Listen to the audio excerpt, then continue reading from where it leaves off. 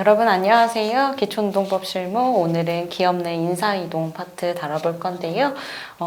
지난 시간에는 비정규직에 대한 이해라고 해서 기간제 단시간 그리고 파견 근로자에 대해서 알아봤습니다.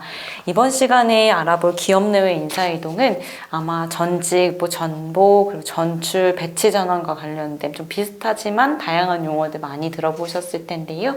기업에서 고용관계를 유지하면서 또는 고용관계를 종료하고 인사이동을 하는 전반적인 내용을 좀 다뤄보려고 합니다. 기업 내 인사이동은 언어상의 좀 혼동도 많고 실질적으로 어떤 절차를 거쳐서 해야 하는지와 관련한 문의가 좀 가장 많이 문의해 주시는데요. 각각의 기업 내외 인사이동의 유형은 어떤 것들이 있고 유형별로 어떤 절차를 거쳐야지 합법적으로 문제없이 진행할 수 있는지 관련해서 알아보도록 하겠습니다. 먼저 근로관계의 변동이라는 파트를 준비해 봤는데요. 이 파트에서는 인사이동, 기업 내외 인사이동과 관련된 내용, 그리고 근로관계 이전, 근기법 23조 등 기업 내외 인사이동이 무엇이고 인사이동에 대한 정의가 무엇인지 좀 정리해보는 시간으로 가지겠습니다. 먼저 근로관계 변동에 있어서 인사이동이라고 하는 것은 근로관계를 유지하면서 혹은 변경하면서 근로관계 존속관계 안에서 인사이동을 행하는 것을 말하는데요. 기업 내에서 인사이동을 하는 것은 근로계약을 유지하는 유지관계 안에서 인사이동을 실시하는 것을 의미합니다. 그래서 전직, 전보, 전근, 전배, 휴직이라는 용어를 쓰는데요. 자세한 내용 아래서 좀 다뤄볼 거고요. 기업 간의 인사이동이라고 하는 것은 근로관계를 종료하거나 혹은 근로관계를 중지하고 다른 기업으로 근로자를 이동한다든지 하는 인사이동의 유형입니다. 전적과 전출이 있고요. 마찬가지로 아래서 자세하게 살펴보겠습니다. 근로관계의 이전과 인사이동의 차이점은 근로관계 주체가 변경되느냐와 관련된 내용인데요. 이 근로관계 이전, 합병과 영업양도 분할과 관련된 내용은 근로관계의 주체 자체가 변경되기 때문에 근로관계 존속 아래서 또는 유지 아래서 이동하는 인사이동과는 차이점이 있습니다. 또 이 인사이동과 근로관계 이전의 정당성을 보기 위해서는 근로기준법 제23조의 내용을 고려해야 되는데요.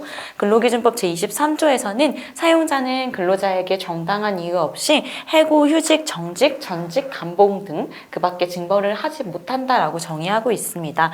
여기서의 휴직, 정직, 전직과 관련된 내용, 특히 전직과 관련된 범위가 어디까지로 볼 것인지 좀 주의해서 보면 되겠습니다. 우선 판례에서는 이 정당한 이유가 필요한 전직의 범위를 업무의 변화라든지 근로장소의 변화로 포괄적으로 보고 있기 때문에 우리는 그럼 어떻게 정당한 이유를 가져야 인사이동이 합리적으로 된 것이냐 아니면 근로기준법 23조에 어긋나지 않게 잘 이루어진 것이냐를 좀 검토하면 좋겠습니다. 구체적으로 기업 내외 인사이동 유형과 그 정의에 대해서 알아볼 건데요. 보통 기업 내 인사이동이라고 하는 것은 우리 기업 내의 근로관계를 유지하면서 그 안에서 업무를 달리한다든지 장소를 달리한다든지 하는 내용이 기업 내 인사이동입니다. 이 기업 내 인사이동은 업무 효율성이라든지 조직체계 변경에 따라서 운영되는 경우가 가장 많고요. 그 중에서 조금 비슷하지만 다른 개념들이 있습니다. 먼저 전직의 경우에는 다른 직종의 업무를 부여하는 인사조치입니다. 예를 들어서 생산직에 있던 분을 관리직으로 보낸다든지처럼 직종의 업무가 달라지는 경우고요. 전보의 경우는 기존 직책과 동일 수준의 다른 직책을 부여하는 인사조치입니다. 기존에 가지고 있었던 직책, 생산과장, 생산팀장에서 기존의 인사팀장처럼 기존 직책과 동일 수준이지만 다른 직책을 부여하는 인사조치고요. 실질적으로 전직과 전보는 좀 유사하다고 볼 수도 있겠습니다. 그리고 전배의 경우에는 같은 사업장 내에서 직종의 변경 없이 이동 배치하는 인사조치고요. 예를 들면 1팀에서 2팀, 가장 쉽게 생각하는 배치 전환과 유사합니다. 전근은 직종의 변경은 없지만 생활권이 달라질 수 있는 근무 장소의 변경이 수반되는 인사조치다라고 보시면 되겠습니다. 흔히 기업 내 인사이동은 배치 전환이나 인사이동이라는 용어로 가장 많이 쓰고요. 실무적으로 이렇게 따로 별도로 구분을 해서 쓰시는 경우는 많지는 않습니다. 기업의 인사이동의 경우에는 업무상의 필요에 따라서 근로관계를 일정 기간 정지한다거나 근로관계를 이동하면서 하는 인사이동을 의미하는데요. 이것은 다시 두 가지 전출과 전적으로 나눠볼 수 있습니다.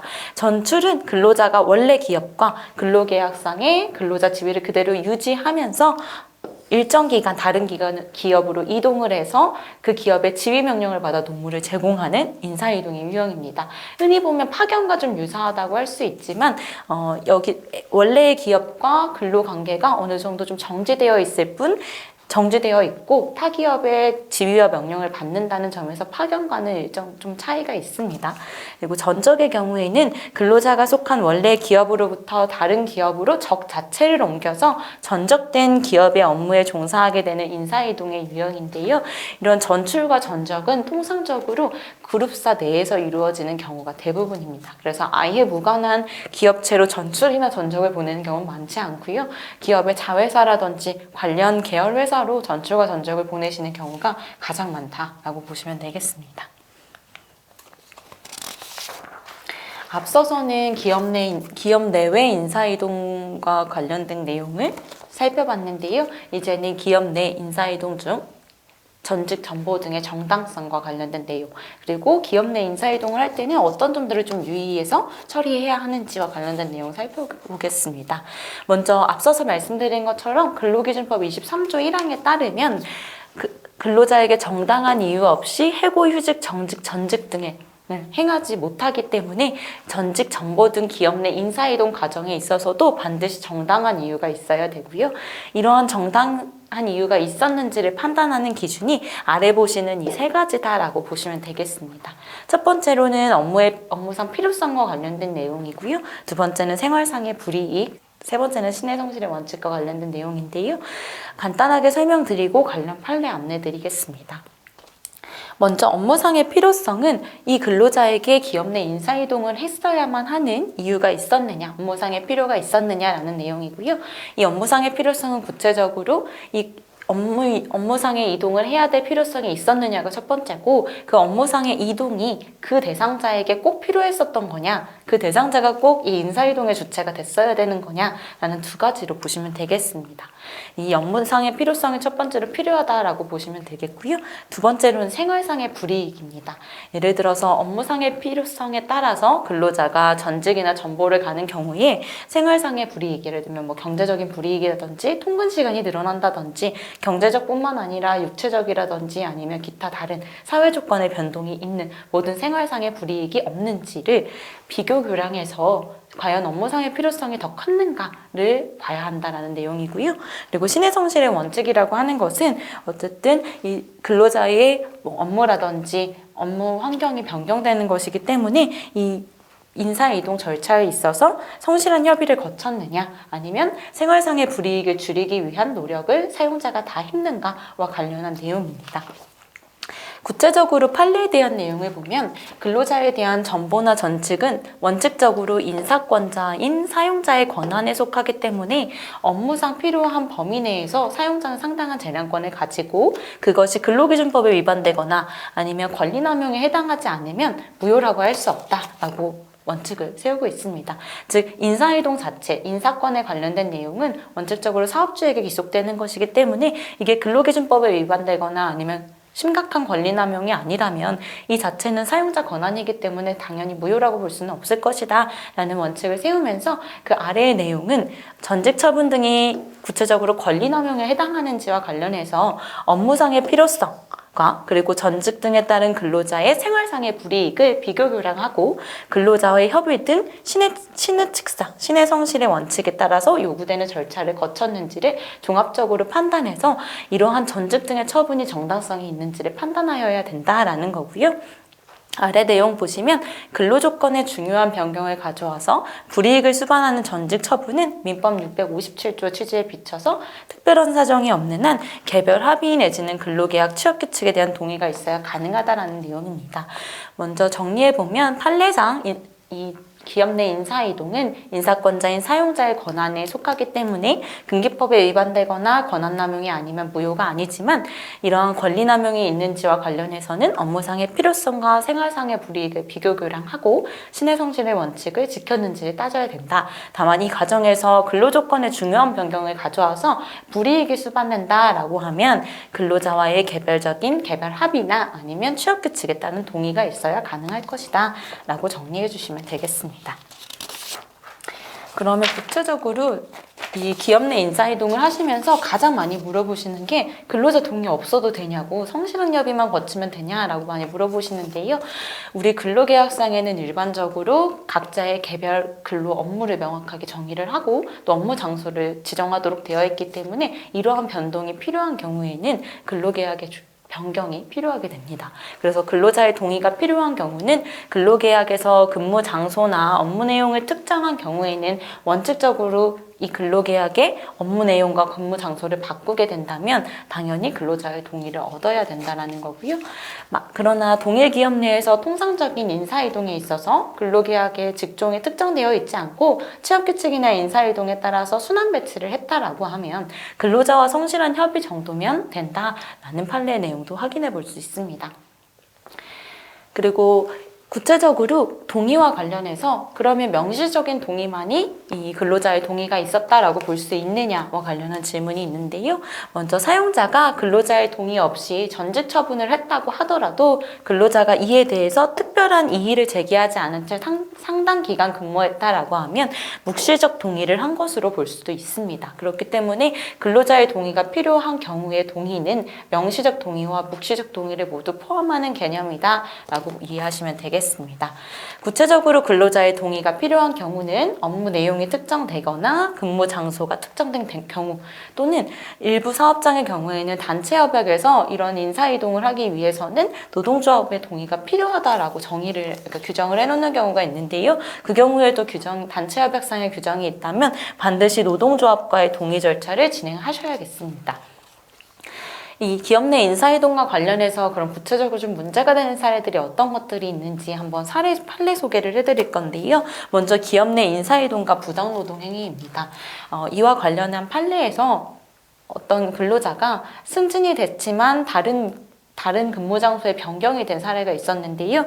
또 장소가 변경되면서 기존에 있었던 노동조합에서 활동을 할 수 없게 된 겁니다.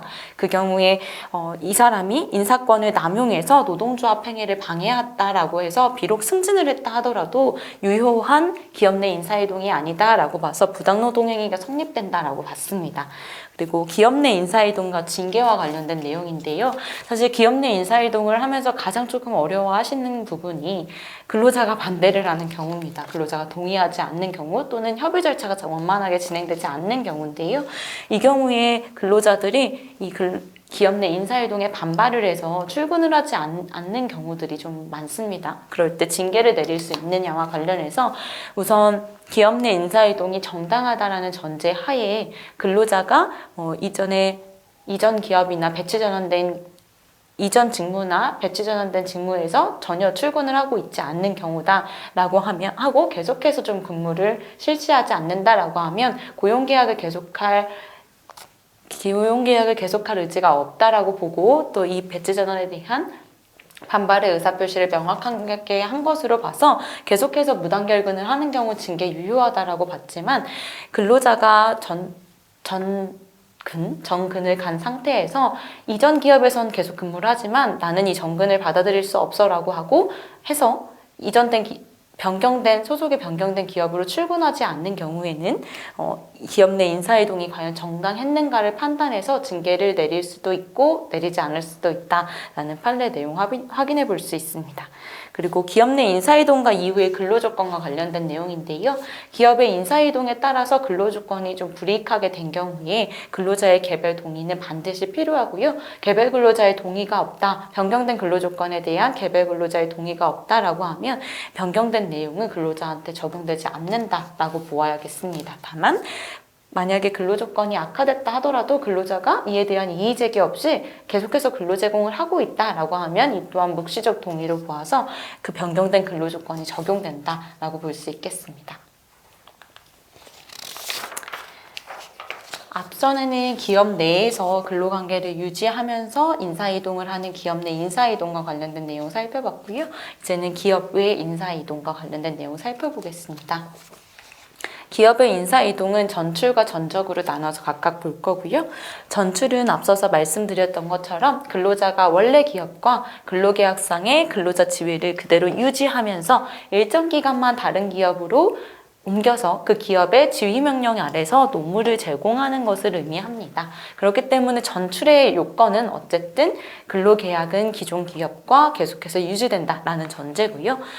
그랬을 때는 이제 전출에 있어서 근로계약이 잠시 정지되고 기존 기업과는 근로계약이 정지되고 실질 기업과 근로계약이 좀 유효하게 성립되는 이중 근로계약의 좀 형태와 유사하다라고 이해하시면 되겠습니다. 이렇게 전출을 보낼 때 근로자의 동의가 필요하냐 아니면 어떤 절차를 거쳐야 되는지가 문제되는데요.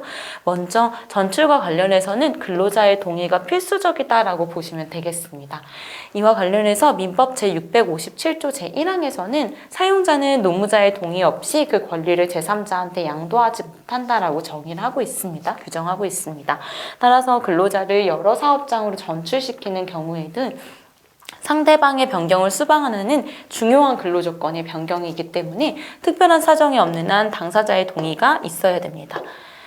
즉, 회사의 기존에 근로를 제공하던 사업주가 바뀌는 것이기 때문에 상대방의 변경을 수반하는 중요한 근로조건 변경이기 때문에 반드시 당사자의 동의가 있어야 된다라는 거고요. 이러한 당사자 동의가 사전적 포괄적으로 동의를 하는 것이 가능하냐와 관련된 문제 살펴볼 건데요. 일반적으로 말씀드렸던 것처럼 전출의 경우나 전적의 경우나 같은 동일한 계열사 아니면 동종 유사 관련 업체에 보내지는 경우가 대부분이라 이렇게 전출이나 전적이 예정되어 있는 기업들은 사전에 근로계약 자체에 포괄적 동의 내용을 넣어놓는 경우가 많습니다. 이런 포괄적 동의로 근로자의 동의를 가름할 수 있을 것인가가 문제되는데요. 이와 관련해서 행정해석은 전출 기업을 특정하고 전출할 기업에서 수행할 업무에 대해서 기본적인 근로조건을 명시해서 동의를 얻었어야 유효하다. 그러니까 이런 기업으로 전출될 수 있어 정도만이 아니라 어떤 기업으로 전출이 될 것이고 거기서 수행할 업무는 어떤 것이고 변경되는 근로조건이 이런 것일 거야 라는 내용이 명확하게 들어가 있어야 사전적 포괄적 동의를 받은 것으로 인정을 하겠다라는 내용입니다. 그리고 전출과 근로관계에 대한 내용인데요. 이렇게 근로자의 동의에 따라서 전출을 보낸 경우에 근로관계는 어떻게 될 것인가 관련된 내용입니다. 먼저 전출 근로자에 대한 근로조건, 복무규율 등의 적용은 당사자 간의 합의 내용에 따라서 판단할 수 있고요. 다만 별도의 정함이 없으면 전출된 기업, 옮긴 기업의 근무 형태와 복무 규율을 따라야 한다라는 겁니다. 그리고 회사의 일방적인 결정에 따라서 원기업에서 퇴사하고 다른 회사에 입사한 경우에는 근로관계는 단절되지 않고 실질적으로 계속되었다고 봐야 한다는 건데요. 이 내용은 전출 관계에 있어서 회사가 이쪽으로 전출되는데 근로관계가 애매해지니까 우리 기업에서 퇴사한 걸로 하게 사직서를 써처럼 강요를 하는 경우가 있습니다. 이러한 경우 그리고 전출된 회사와 이제 옮긴 회사와 기존의 회사가 유사성이 있다라고 하는 경우에는 근로관계가 단절되지 않고 실질적으로 되었다고 보아야 한다라는 내용의 판례입니다. 그렇기 때문에 전출에 대한 근로관계는 기존의 기업과 옮기는 기업 간에 어떻게 근로조건에 대한 합의를 했는지에 따라서 조금 달라질 수 있습니다. 기타 근로조건이나 퇴직금 산정과 관련된 내용, 휴가와 관련된 내용 모두 이 전출 기존 기업 간의 합의에 따라서 달라질 수 있으니까 합의의 내용들을 좀 주의 깊게 살펴보셔야겠습니다. 그리고 전적과 관련된 내용 마지막으로 살펴볼 건데요. 앞에서 전출의 개념은 기존의 기업과의 근로관계를 유지하고 또는 정지하고 다른 기업으로 옮겨서 근로를 제공하는 거였다면 전적은 다른 기업으로 적자체를 옮겨서 전적된 기업에 대한 업무에 종사하는 것을 의미하는 것이기 때문에 근로관계가 완전히 단절되었느냐 안 되었느냐의 차이가 있습니다. 특히 그럼 전적을 실시할 때는 근로자의 동의가 꼭 반드시 필요하다라고 볼 수 있는데요. 원칙적으로는 개별적인 동의가 필요합니다. 앞서서 민법의 조항 보셨던 것처럼 특별한 사정이 없는 한 근로자의 동의를 얻어야 된다. 그래야 효력이 발생한다라고 대법원 판례가 규정을 하고 있고요. 여기서도 마찬가지로 포괄적인 사전 동의가 가능할 것이냐와 관련해서 근로자가 전적 당시 사용자에게 개별적으로 동의를 하지 않았더라도 입사할 때 또는 근무하는 동안 기업 내부 전적에 대해서 사전에 포괄적으로 동의를 한 경우에는 그 효력을 제한적으로 인정한다. 라는 내용입니다. 다만 이 경우에는 기업 그룹의 내부 전적이기 때문에 조금 더 제한적으로 해석해 준 것이라고 보여집니다. 그렇기 때문에 앞서서 정말 다른 기업으로 전출되거나 전적이 되는 경우에는 업무의 특성이라든지 근로조건 등과 관련된 내용을 좀 명확하게 규정하는 것이 필요하겠습니다. 또 묵시적 동의도 가능하느냐와 관련해서 근로자의 동의를 받지 않고 전적시키는 관행이 기업 내에 일반적으로 받아들여져서 사실상 제도로 확립될 정도로 간행화되어 있다. 그리고 근로계약의 내용을 이루고 있다라고 보여지면 동의 없는 전적도 유효하다는 입장입니다.